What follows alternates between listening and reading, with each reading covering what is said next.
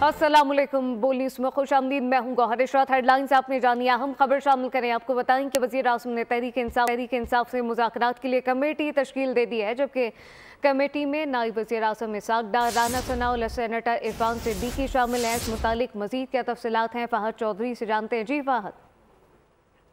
जी देखिए, गुज़िश्ता रोज chairman Tehreek Insaf barrister Gauhar की जानिब से एक मुतालबा सामने आया था कि स्पीकर कौमी असम्बली हुकूमत और PTI के दरमियान मुज़ाकरात में किरदार अदा करे।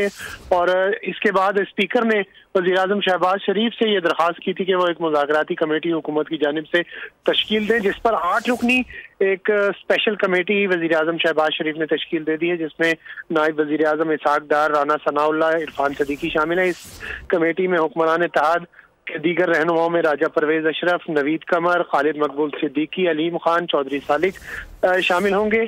और गुज़िश्ता रात चेयरमैन PTI ने स्पीकर कौमी असम्बली से जो है दरख्वास्त की थी, जिसके बाद ये कमेटी अब वज़ीर आज़म की जानिब से तश्कील दी गई है।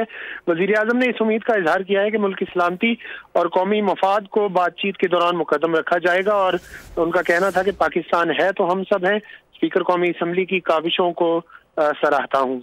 जी, वज़ीर आज़म की जानिब से ये कमेटी तश्कील दी गई है। फ़हद चौधरी अपडेट कर रहे थे, आपका शुक्रिया।